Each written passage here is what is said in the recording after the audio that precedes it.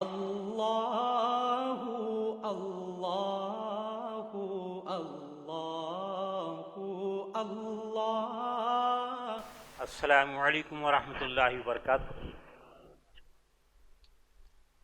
الحمد للہ رب العالمین والصلاة والسلام علی سید المرسلین، اما بعد فاعوذ باللہ من الشیطان الرجیم، بسم اللہ الرحمن الرحیم۔ قل ان کنتم تحبون اللہ فاتبعونی یحببکم اللہ ویغفر لکم ذنوبکم واللہ غفور رحیم۔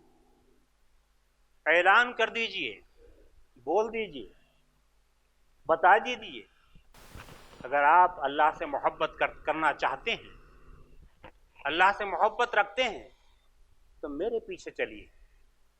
اس صورت میں اللہ بھی تم سے محبت کرے گا، تمہارے گناہوں کو معاف کر دے گا۔ اللہ تعالیٰ بہت معاف کرنے والا، رحمت والا ہے۔ محترم بزرگان کرام، عمائدین جماعت اسلامی، بزرگان کرام، آپ تمام حضرات کی خدمت میں مبارکباد پیش کرتا ہوں۔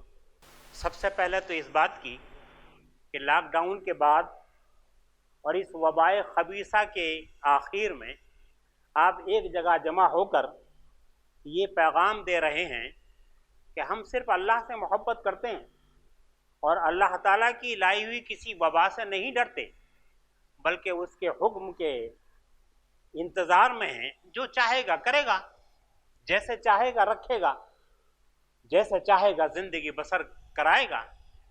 ہم کو صرف اللہ کے حکم پر عمل کرنا ہے، اللہ کو راضی کرنے کے لیے ایک جگہ جمع ہونا ہے، اور اس بات پر غور کرنا ہے کہ وہ کون سی خوبیاں ہیں، کون سی اچھائیاں ہیں، وہ کون سے اصول ہیں کہ جن باتوں پر چل کر اسلام غالب ہو سکتا ہے اور اسلام دنیا میں اپنے شاندار کمالات لوگوں کے سامنے دکھا سکتا ہے۔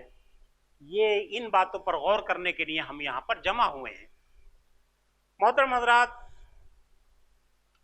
مولانا وحید الدین خان صاحب نے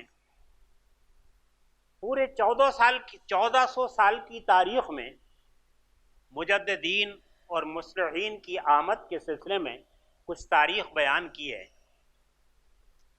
اس سلسلے میں ایک پوائنٹ، خاص طور پر ایک نقطہ جو میرے ذہن میں آیا ہے اور میں اس طرف آپ کی توجہ دلانا چاہتا ہوں کہ یہ کیا بات ہے کہ جب بھی مجددین و مصلحین آئے ہیں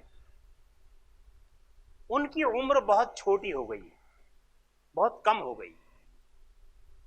اس کے پیچھے اللہ تعالیٰ کی کیا مصلحت ہے؟ ظاہر ہے موت و حیات کا مالک تو وہی ہے۔ اکثر ہم کو دیکھنے میں آتا ہے کہ خبیث الخبثہ اور رذیل الرذلا اتنی لمبی مدت جیتے ہیں اور ان کو ہر قسم کے گویا کہ دنیا میں افعال خبیثہ کرنے کا موقع ملتا ہے، لیکن جو مسلمان، جو مصلحین، جو مجددین اصلاح معاشرہ یا غلبہ اسلام کے واسطے آگے بڑھاتے ہیں، یا تو ان کو زہر دے دیا جاتا ہے، یا ان کو قتل کرا دیا جاتا ہے، یا ان کو معطوف کر دیا جاتا ہے، اور پوری قوم کے اندر ان کو نکمہ بنا دیا جاتا ہے۔ عوام ان کا ساتھ نہیں دیتے اور مسلمان ان سے دور رہتے ہیں، بلکہ ان کو دنیا میں سب سے زیادہ معطوف اور ملعون قرار دیا جاتا ہے۔ اس کے پیچھے کیا راز ہے؟ ہم تاریخ میں یہی دیکھتے ہیں کہ جب کبھی ایسے لوگ پیدا ہوئے، حضرت عمر ابن عبدالعزیز جن کی بات شروع میں آئی، صرف 2.5 سال کی آپ نے اصلاحی عمر پائی اور اس کے بعد ان کو ختم کر دیا گیا۔ اسی طرح سے ایک کے بعد ایک، اب ہمارے زمانے میں زیادہ لمبی بات کرنا مجھے مشکل ہے اس وقت، حضرت محمد مرسی رحمۃ اللہ علیہ 1 سال بیچارے رہے، شاہ فیصل رحمۃ اللہ علیہ کہ جو کسی حد تک اصلاحی ذہن کے مالک تھے، ان کی بھی 2.5 سال ہی عمر ہوئی، اور دوسرے بھی چند لوگ ایسے ملیں گے کہ بہت تیزی کے ساتھ یا تو اللہ تعالیٰ ان کو ختم کر دیتا ہے یا ختم کرا دیا جاتا ہے، یہ کیا صورت ہے، اس کے پیچھے کیا راز ہے؟